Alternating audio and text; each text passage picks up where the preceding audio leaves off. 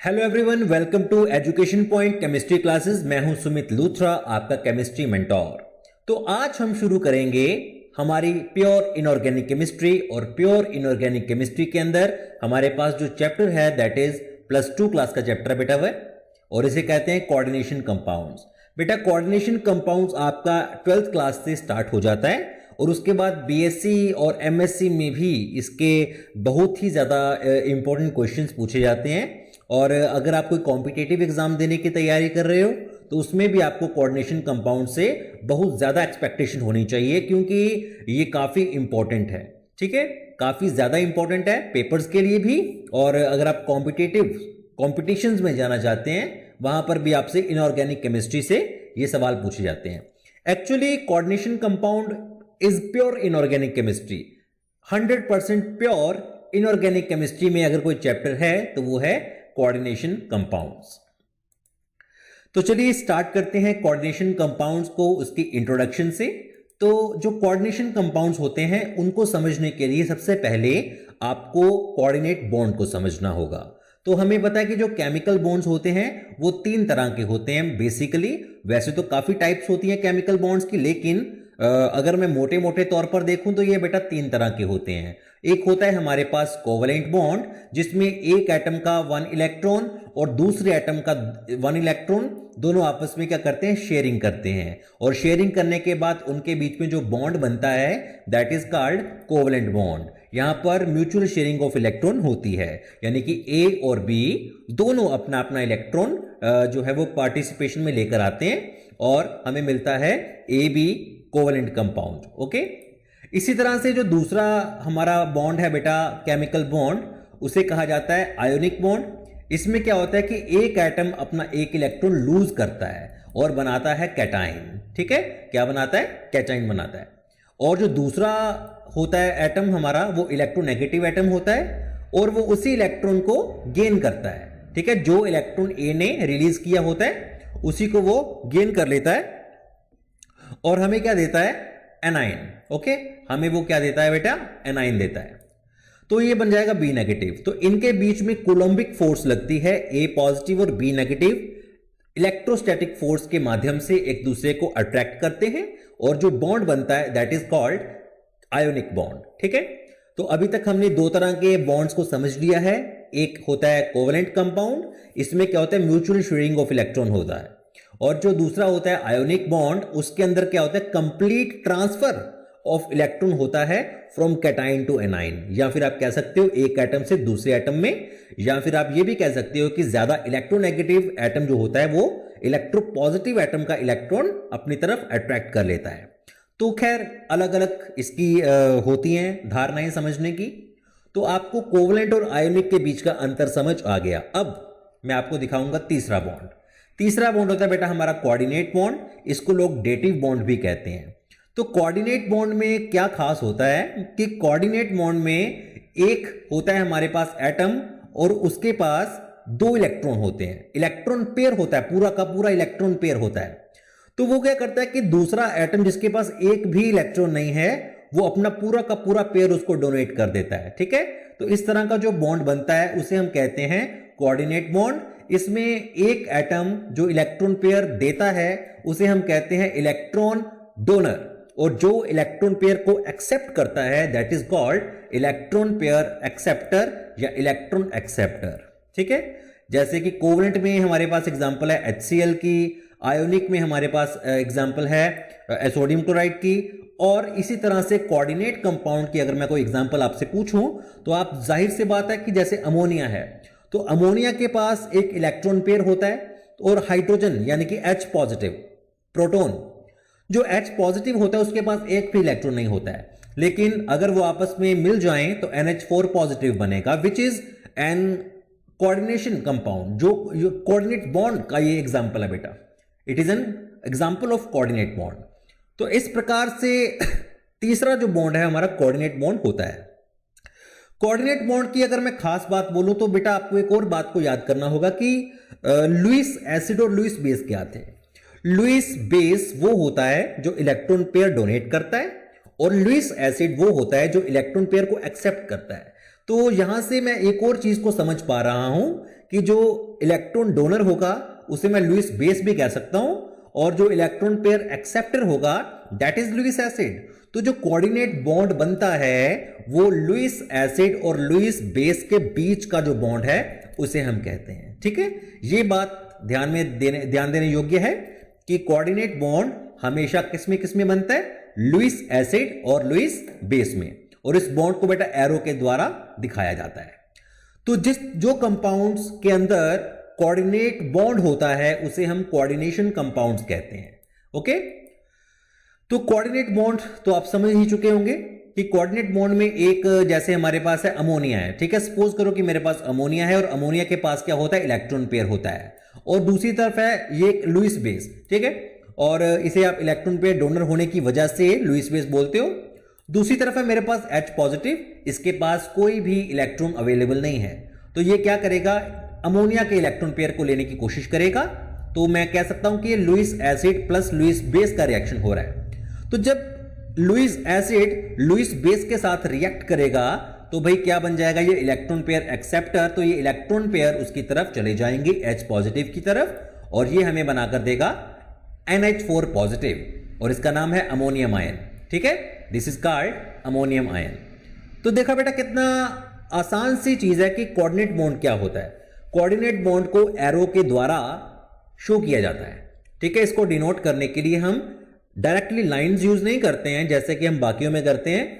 यहां पर एक एरो दिखाया जाता है और एरो का हेड लुईस एसिड की तरफ होता है और एरो की टेल लुईस बेस की तरफ होती है, यानी कि जो इलेक्ट्रॉन लेगा उसकी तरफ हेड होगा और जो इलेक्ट्रॉन देगा उसकी तरफ बेस होगा। ठीक है, तो ये बेटा इसका तरीका होता है लिखने का कि आप किस तरह से कोऑर्डिनेट बॉन्ड को शो कर सकते हैं। ओके, चलिए आगे चलते हैं। तो अब बात करते हैं कोऑर्डिनेशन कंपाउंड्स की। तो बेटा कोऑर्डिनेशन कंपाउंड्स को समझने के लिए आपको पहले एडिशन कंपाउंड्स को समझना होगा।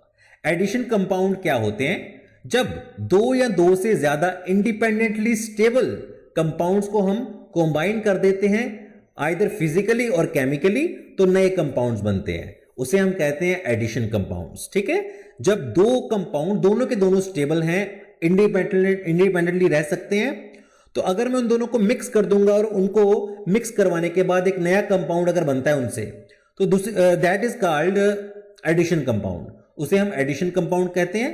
एडिशन कंपाउंड कुछ इस तरह से हो गया जैसे बेटा शादी होती है, एक लड़का एक लड़की है, ठीक है, और एक लड़का और लड़की की अगर शादी हो गई तो वो बन गया उनका एडिशन कंपाउंड। लेकिन इसका मतलब ये नहीं था कि शादी के बिना वो जीवित नहीं रह सकते, जिंदा नहीं रह सकते। ठीक है, शादी के बिना भी वो अपनी अपनी लाइफ जी रहे थे इंडिपेंडेंटली, लेकिन आफ्टर मैरिज क्या हो गया कि वो एडिशन कंपाउंड उनका बन गया। बिल्कुल उसी तरह से हमारे पास जो इंडिपेंडेंटली एग्जिस्टेंट कंपाउंड्स होते हैं, वो उनको अगर मैं मिक्स करता हूं और उनसे एक नया कंपाउंड बनता है तो that is called addition compound. अब जो एडिशन कंपाउंड्स होते हैं वो बेटा दो प्रकार के होते हैं। ठीक है, एक होता है डबल सॉल्ट्स, ठीक है, एक होता है डबल सॉल्ट, और डबल सॉल्ट क्या होता है, द एडिशन कंपाउंड, वो एडिशन कंपाउंड की ही एक एग्जांपल है जिसमें आप कह सकते हो कि दो सॉल्ट को मिक्स किया जाता है और एक नया कंपाउंड बनाया जाता है। लेकिन जो डबल सॉल्ट होता है अगर मैं उसको पानी में डिसॉल्व करूं तो उसके आयन जो है वो बिखर जाते हैं, टूट जाते हैं, और जो सॉल्ट पहले था अब वो उस तरह का सॉल्ट नहीं रहता। ठीक है, उसकी आइडेंटिटी जो है वो लूज हो जाती है। ओके, उसकी आइडेंटिटी लूज हो जाती है। आइए मैं आपको समझाता हूं कैसे। दूसरा होता है हमारे पास कोऑर्डिनेशन कंपाउंड। ये वो कंपाउंड्स हैं जिनमें आप कह सकते हो कि पानी में डिसॉल्व करने के बाद भी उसकी आइडेंटिटी लूज नहीं होती है। ठीक है, ट्रांजिशन मेटल आयंस या एटम जो होते हैं वो अपनी वैलेंसी से ज्यादा लिगेंड्स के साथ जुड़े होते हैं। मैं उसके बारे में भी आपको अभी बताने जा रहा हूं। तो डबल सॉल्ट क्या होता है, जैसे हमारे पास एक सॉल्ट है KCl, ठीक है, KCl मतलब पोटेशियम क्लोराइड। तो पोटेशियम क्लोराइड मेरे पास एक सॉल्ट है और मैग्नीशियम क्लोराइड मेरे पास दूसरा सॉल्ट है। डबल सॉल्ट बनने के लिए एक चीज जो है वो जरूरी है कि दोनों के पास एक कॉमन आयन होना चाहिए। जैसे कि KCl और मैग्नीशियम क्लोराइड दोनों के पास Cl यानी कि क्लोराइड आयन जो है वो कॉमन है, और इसमें अगर मैं वाटर मिक्स कर दूंगा तो एक डबल सॉल्ट बन जाएगा। ठीक है, this is called double salt. इसका नाम है भाई कार्नालाइट, इसी तरह से अगर मेरे पास है K2SO4, इसमें सल्फेट आयन जो है वो कॉमन रहेगा, और एल्यूमिनियम सल्फेट, तो इसमें अगर मैं वाटर मिक्स करता हूं तो ये भी बन जाएगा एलम। एलम का मतलब बेटा आपको पता होगा, फटकड़ी को बोलते हैं एलम।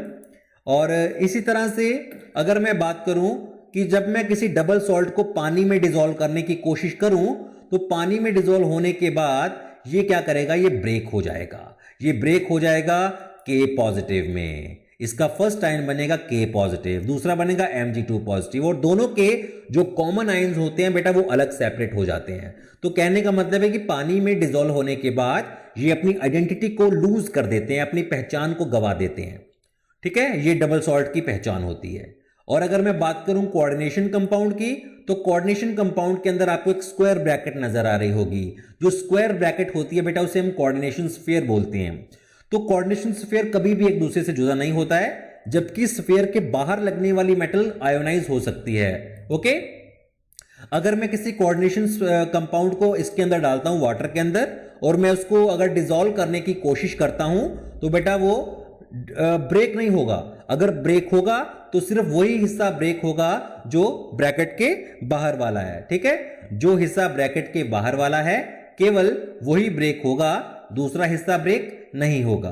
ओके, तो इस तरह से आप कह सकते हैं कि जो डबल सॉल्ट्स होते हैं वो अपनी आइडेंटिटी को लूज कर देते हैं, अपनी पहचान गवा देते हैं पानी में जाने के बाद। परंतु जो कोऑर्डिनेशन कंपाउंड्स होते हैं वो अपनी आइडेंटिटी को बना के रखते हैं, वो कभी भी अपनी आइडेंटिटी को नहीं गवाते हैं, चाहे उसको पानी में आप घोल दो चाहे किसी और चीज में। अगर मैं बात करूं सॉलिड स्टेट में हमारे पास होता है KCl, MgCl2 और 6 वाटर, लेकिन जब वो डिसोसिएट हो जाता है तो उसके 3 तरह के आयंस बन जाते हैं। इसी तरह से अगर जो सॉलिड स्टेट का कोऑर्डिनेशन कंपाउंड है उसमें बेटा डिसोसिएशन के बाद 2 तरह के आयंस बनते हैं। So the property of double salt is same as their constituent ions. तो देखो बेटा, जो कॉन्स्टिट्यूएंट आयंस हैं जैसे कि K positive, Cl negative and magnesium 2 positive, तो इन तीनों की जो प्रॉपर्टी होती है वही प्रॉपर्टीज उसमें भी आपको नजर आएंगी सॉल्ट में, डबल सॉल्ट में। परंतु कोऑर्डिनेशन कंपाउंड के अंदर थोड़ा उल्टा है।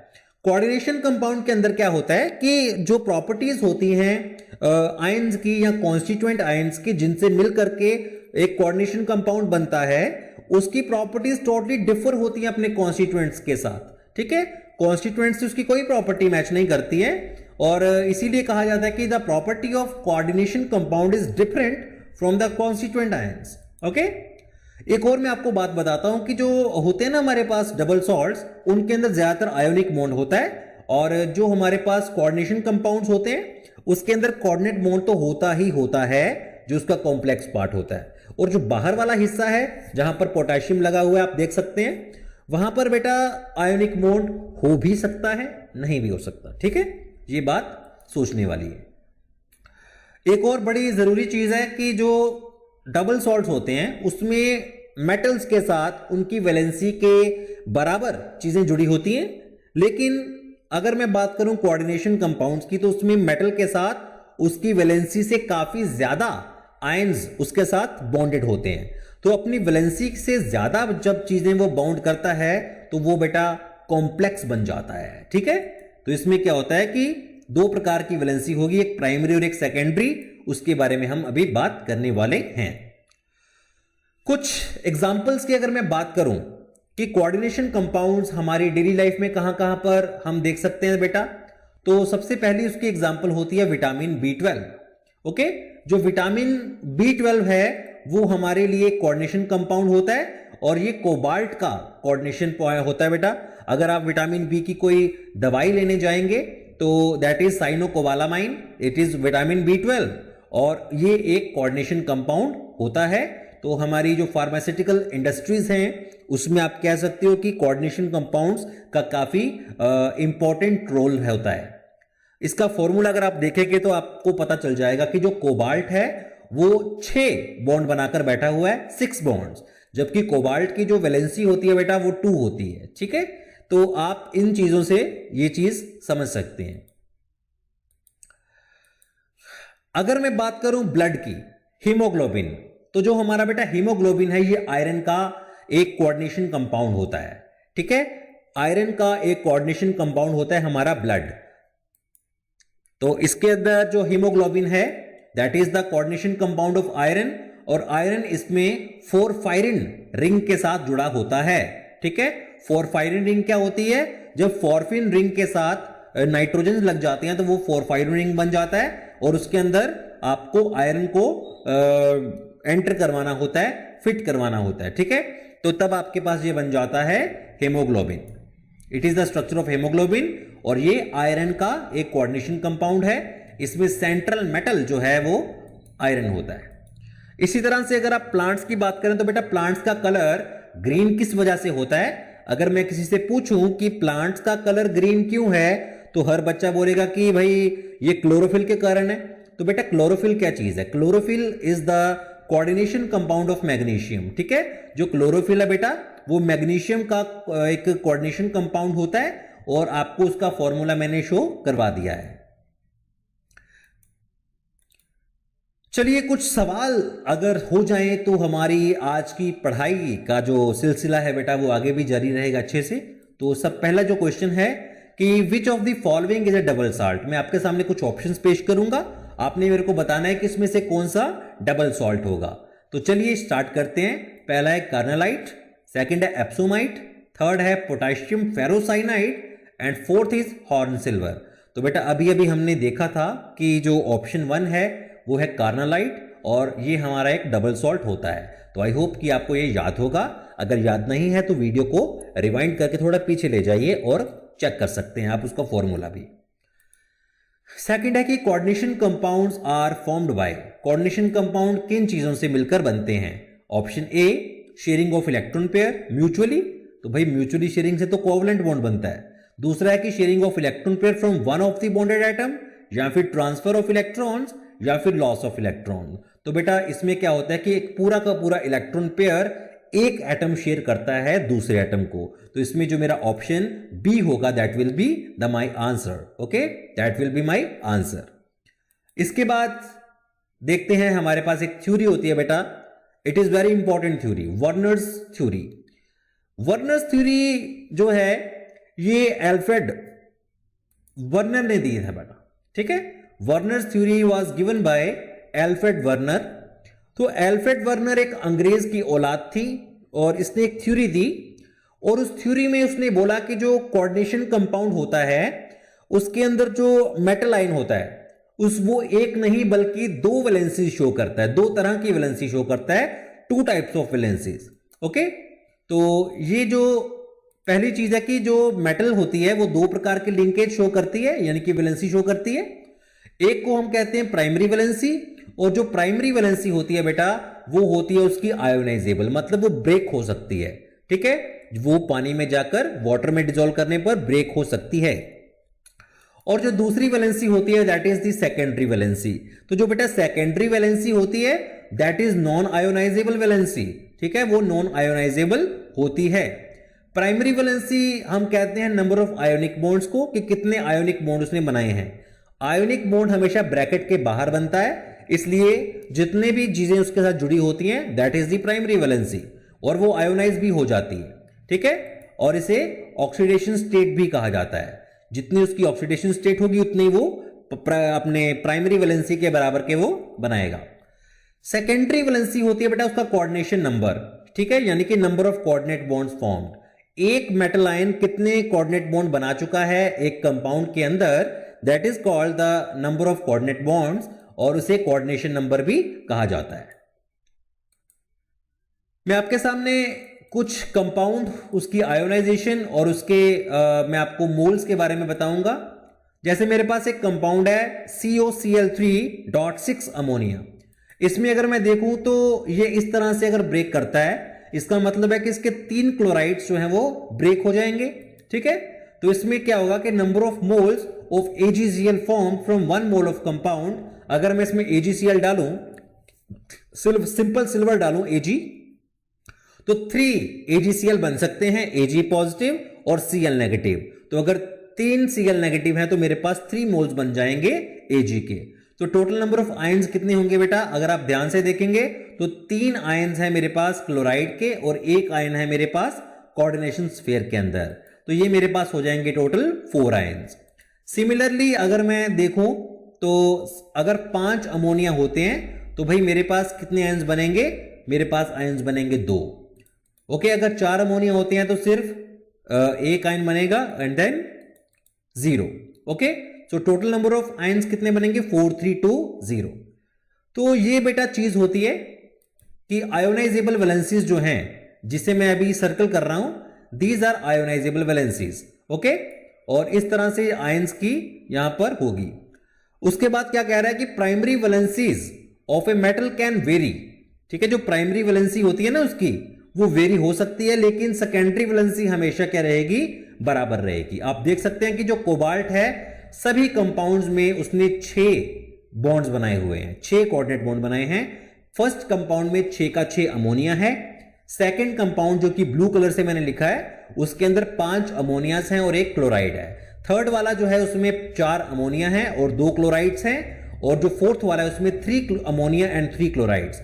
तो कहने का मतलब है कि टोटल 6 ही रहेगा उसका जो सेकेंडरी वैलेंसी है। लेकिन जो प्राइमरी वैलेंसी है उसमें आप देख सकते हैं कि पहले 3 आयंस बने, फिर 2 टूटे, फिर 1 टूटा।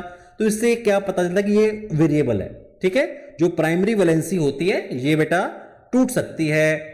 ओके, और ये कम ज्यादा भी हो सकती है।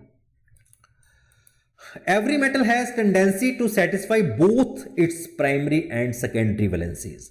हर मेटल के पास इतनी ताकत होती है, इतना पोटेंशियल होता है कि वो अपनी प्राइमरी और सेकेंडरी दोनों तरह की जो वैलेंसीज हैं उनको सेटिस्फाई कर सके। ठीक है, तो चलिए देखते हैं कि जो प्राइमरी वैलेंसी होती है वो आयोनिक होती है, उसमें पॉजिटिव और नेगेटिव पार्ट्स होते हैं, जैसे Ag पॉजिटिव Cl नेगेटिव। तो ये आपस में क्या करते हैं कि प्राइमरी वैलेंसी को सेटिस्फाई कर लेते हैं। जैसे जो सिल्वर आयन है वो एक क्लोराइड आयन से अपनी वैलेंसी को सेटिस्फाई कर सकता है। जो आयरन है वो SO4 नेगेटिव, यानी कि चार्ज उसका बराबर होना चाहिए और ऑपोजिट होना चाहिए, तो वो उसके साथ अपनी वैलेंसी को सेटिस्फाई कर सकता है। इसी तरह से सोडियम आयन जो है वो एक क्लोराइड के साथ सेटिस्फाई हो जाएगा। तो प्राइमरी वैलेंसी जो है वो सेटिस्फाई होनी कोई मुश्किल बात नहीं है। जो सेकेंडरी वैलेंसी होती है वो नेगेटिवली चार्ज्ड आयन से सेटिस्फाई करवाई जाती है मेटल द्वारा, क्योंकि मेटल खुद पॉजिटिव होती है, जैसे कि Cl नेगेटिव। न्यूट्रल मॉलिक्यूल अगर मैं बात करूं तो अमोनिया, और पॉजिटिवली चार्ज आयंस भी इसमें यूज किए जा सकते हैं, जैसे कि NO पॉजिटिव। ठीक है, अगर इनके पास इलेक्ट्रॉन पेयर है तो नेगेटिवली चार्ज आयन से भी सेकेंडरी वैलेंसी सेटिस्फाई हो सकती है, न्यूट्रल मॉलिक्यूल से भी हो सकती है, और पॉजिटिवली चार्ज मॉलिक्यूल से भी हो सकती है। मेरे पास एक कंपाउंड है हेक्साअमाइन कोबाल्ट क्लोराइड। इसको अगर मैं वाटर के अंदर डाल देता हूं तो पानी में जाने के बाद आपको जैसा पता ही है कि ये इस प्रकार से ब्रेक कर जाएगा। इसमें एक हो जाएगा 3 पॉजिटिव वाला आयन और दूसरा बन जाएगा क्लोराइड आयन। 3 क्लोराइड आयन बनेंगे बेटा। ठीक है, तो आप कह सकते हो कि ये जो NH3 है ये एक लीगेंड है। इसे बेटा हम लीगेंड बोलते हैं। एक टर्म आपको याद रखनी पड़ेगी, लीगेंड। लीगेंड क्या होता है, वो एटम या ग्रुप ऑफ एटम्स जो डायरेक्टली मेटल आयन के साथ अटैच्ड है बाय कोऑर्डिनेट बॉन्ड। ठीक है, कोऑर्डिनेट बॉन्ड से अटैच होना चाहिए। तो जैसे कि मेरे पास यह है कोबाल्ट और ये मेरे पास 6 लीगेंड हैं अमोनिया के, तो अमोनिया यहां पर बेटा लीगेंड होगा, और अमोनिया के पास इलेक्ट्रॉन पेयर होता है, इसीलिए वो कोबाल्ट के साथ बॉन्ड बना सकता है, कोऑर्डिनेट बॉन्ड्स बना सकता है कोबाल्ट के साथ। ठीक है, और ये यहां पर 3 क्लोराइड जो हैं वो थोड़ा दूर रहेंगे। ठीक है, तो जहां पर कोबाल्ट होंगे, कोबाल्ट अमोनिया के साथ अगर बॉन्डिंग करता है जहां से, वहां पर बेटा हम कह सकते हैं कि एक स्फीयर है और इस स्फीयर को हम कहते हैं कोऑर्डिनेशन स्फीयर। ठीक है, या कोऑर्डिनेट स्फीयर इसे बोला जाता है। कुछ लोग इसको कोऑर्डिनेट एंटिटी भी बोलते हैं। ठीक है, कुछ लोग इसको कोऑर्डिनेट एंटिटी भी कहते हैं। और जो दूसरा स्फीयर होता है बेटा, ये उसकी प्राइमरी वैलेंसी को सेटिस्फाई करने के लिए होता है। ठीक है, ये जो है इसे हम कहते हैं आयोनाइजेशन स्फीयर। जो दूसरा वाला है जहां पर आयोनिक चीजें जुड़ी होती हैं, जहां से वो ब्रेक हो सकती हैं, उसे हम कहते हैं आयोनाइजेशन स्फीयर। तो जैसे कि मेरे पास एक कंपाउंड है बेटा COCl3 6 अमोनिया, उसके बाद है COCl3 5 अमोनिया, फिर है CONH3 6 Cl3 6, और इस तरह से बेटा हमारे पास कंपाउंड्स है। तो बेटा अगर मैं बात करूं फर्स्ट कंपाउंड की, तो आपके पास है COCl3.6 अमोनिया। तो इसका अगर मैं स्ट्रक्चर बनाने की कोशिश करूं on the basis of Werner theory, तो बेटा कुछ इस तरह से बनेगा।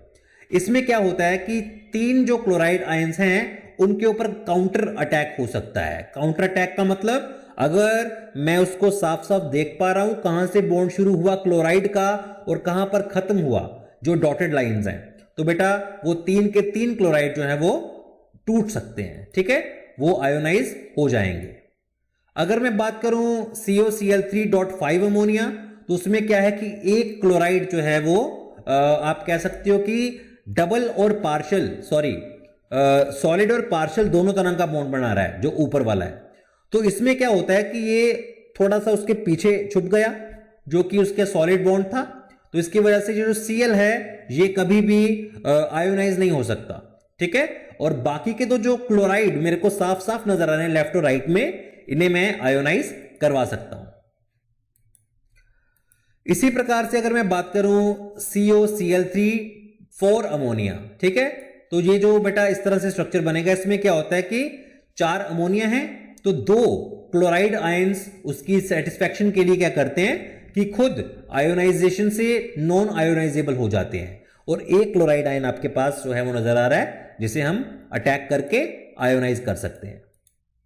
और इसी तरह से अगर मेरे पास 3 क्लोराइड और 3 ही अमोनियाज होंगे, तो इसका मतलब है कि इसकी 6 की जो लालसा थी कोबाल्ट की, वो इन्हीं को पूरी करनी है। अब इनमें से कोई भी आयोनाइज नहीं हो सकता है।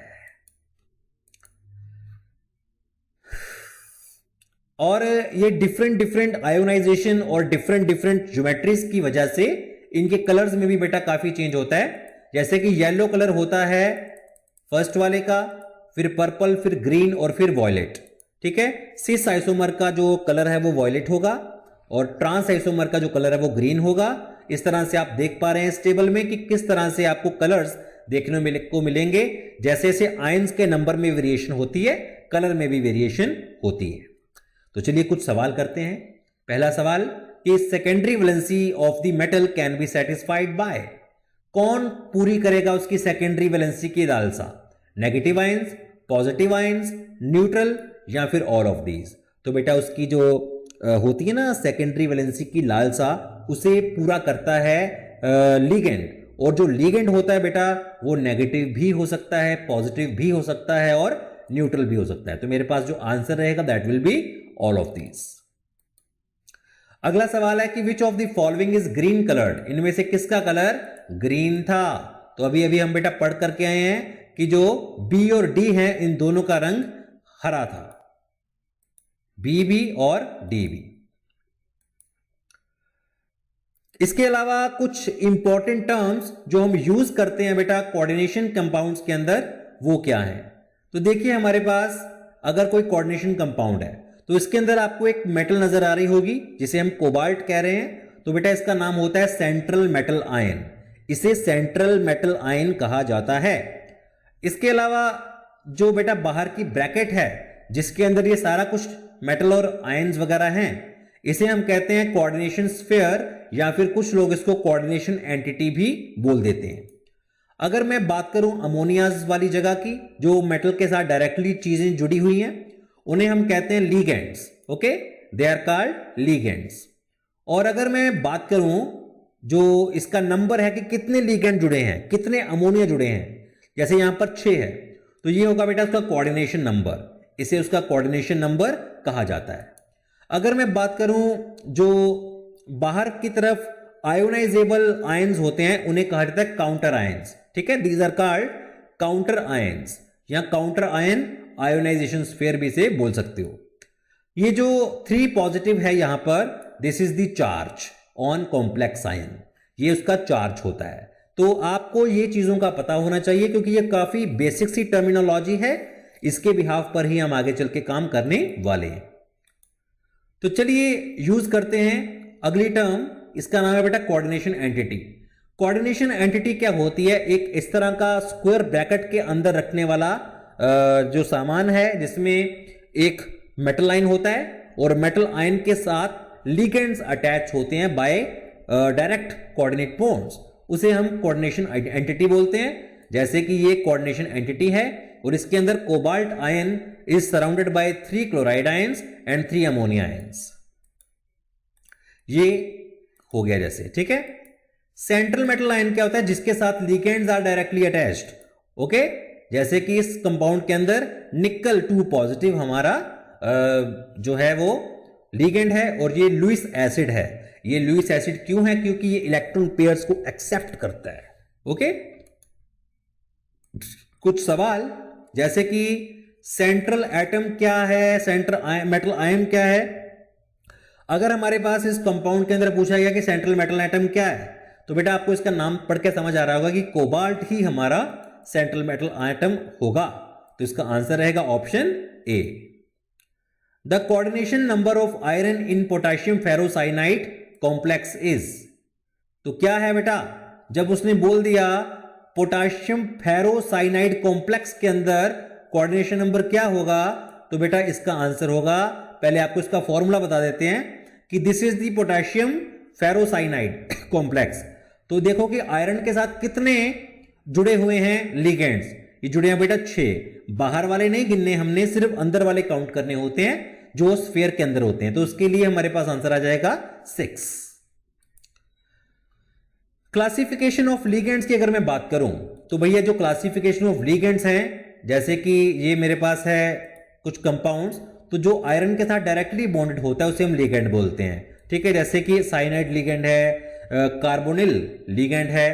A molecule or ion which is coordinated to a metal atom or ion in a coordination compound, उसे हम कहते हैं लिगेंड्स। और लिगेंड्स बेसिकली क्या होता है? Ligands are electron pair donor. Okay, ligands are electron pair donor. Ligands are electron pair donor. Okay, ये donate करते हैं, दान करते हैं इलेक्ट्रॉन्स को। तो भाई जो लिगेंड्स होते हैं बेटा, उसे हम 2 तरह के में बांट कर सकते हैं, इसकी क्लासिफिकेशन कर सकते हैं। लिगेंड्स 2 तरह के होते हैं, चार्ज्ड और न्यूट्रल। जो चार्ज्ड लिगेंड्स होते हैं उसके अंदर बेटा क्या होता है कि एक होते हैं पॉजिटिवली चार्ज, एक होते हैं नेगेटिवली चार्ज। और न्यूट्रल तो भाई न्यूट्रल ही है, न्यूट्रल तो न्यूट्रल ही है। पॉजिटिव लिगेंड्स की अगर मैं बात करूं तो बेटा कुछ लिगेंड्स आपके सामने पेश कर रहा हूं। ये कुछ पॉजिटिव लिगेंड्स हैं।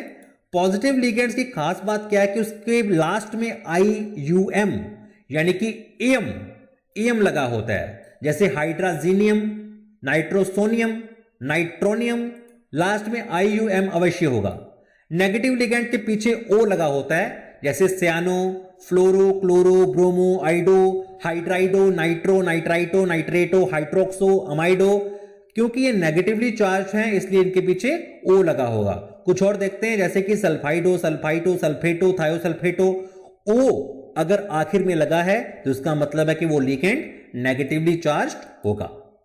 न्यूट्रल लिगेंड्स को एज सच नेम करते हैं, उसमें कुछ फालतू नहीं डगल लगाते हैं, जैसे amine, aqua, nitrosyl, carbonyl, thiocarbonyl, phosphine. ये बेटा कुछ इस तरह के लिगेंड्स होते हैं न्यूट्रल। ठीक है, चलिए कुछ सवाल करते हैं।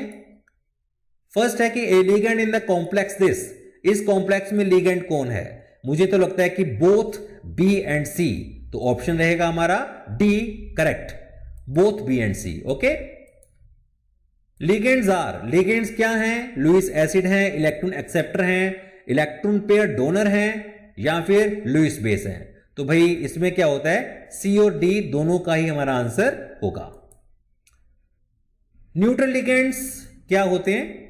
देखिए कुछ न्यूट्रल लिगेंड्स की बेटा मैं आपको दे रहा हूं पिक्चर्स, तो आपको ये क्या करना है कि इसको याद करना है आपने, ताकि आपको कॉम्प्लेक्स कंपाउंड्स लिखने में या बनाने में आपको किसी तरह की दिक्कत ना आए, परेशानी का सामना ना करना पड़े। ओके,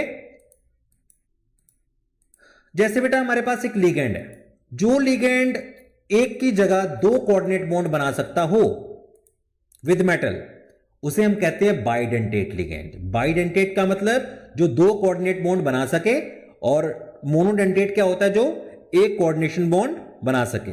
ओके, उसे हम बोलते हैं मोनोडेंटेट। जैसे कि ये ऑक्सलेट आयन है, इसके अलावा ये है मेरे पास, ये भी बाइडेंटेट हो जाएगा क्योंकि ये भी 2 बना रहा है और इसका नाम है ग्लाइसिनेट आयन। अगर मैं आपके पास एक कंपाउंड लेकर आया हूं बेटा, ये दो तरह से नहीं बल्कि तीन तरह से बॉन्डिंग करेगा, ठीक है, तो इसे मैं बोलूंगा ट्राइडेंटेट, ये ट्राइडेंटेट हो जाएगा। इसी तरह हमारे पास जो अगला है दैट इज इथिलीन डाइअमीन टेट्राएसीटेट, ये 6 जगह से बॉन्डिंग कर रहा है। देखिए ये 6 तरह से कोऑर्डिनेट बॉन्ड बना सकता है, तो इसको हम बोलेंगे hexadentate, EDTA, ethylene diamine tetra acetate. इसके कुछ एमसीक्यूज बेटा करते हैं, इनमें से कौन सा एक मोनोडेंटेट लिगेंड होगा? इसका आंसर है बी, सी और डी।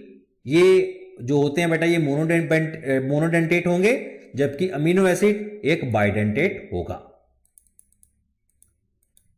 नेक्स्ट है which of the following are bidentate? इसका आंसर रहेगा बेटा ए, बी और सी। और जो पिरिडीन है ये बाइडेंटेट नहीं होता है। इसके बाद है बेटा क्लासिफिकेशन ऑफ लिगेंड्स पार्ट 2। इसमें आपको जैसे कि हमने बताया था कि जो लिगेंड्स होते हैं वो दो प्रकार के होते हैं, चार्ज और न्यूट्रल, और जो चार्ज होते हैं वो पॉजिटिव और नेगेटिव होते हैं। तो ligands are classified on base of their denticity. Denticity का मतलब मैंने अभी आपको समझाया कि मोनोडेंटेट और पॉलीडेंटेट। मोनोडेंटेट जो सिर्फ एक ही तरह का कोऑर्डिनेट बॉन्ड बना सकते हैं, और पॉलीडेंटेट जो दो तरह के या दो से ज्यादा तरह के कोऑर्डिनेट बॉन्ड बनाएंगे एक ही टाइम पर। जो न्यूट्रल लिगेंड्स होते हैं बेटा वो भी इसी प्रकार से दो तरह के होते हैं, मोनोडेंटेट और पॉलीडेंटेट। ओके, तो बेटा आज की वीडियो में हम इतना ही पढ़ेंगे। तो इसके बाद जो नेक्स्ट वीडियो आएगी उसमें हम अगला पार्ट इसका कवर करने वाले हैं। तो अगर किसी बच्चे को कोई दिक्कत है बेटा, कोई परेशानी है मोनोडेंटेट लिगेंड्स में, बाइडेंटेट में या उसके कोऑर्डिनेशन नंबर्स में, तो बेटा वो हमसे संपर्क कर सकता है। आप हमें कांटेक्ट कर सकते हैं। आप हमें बेटा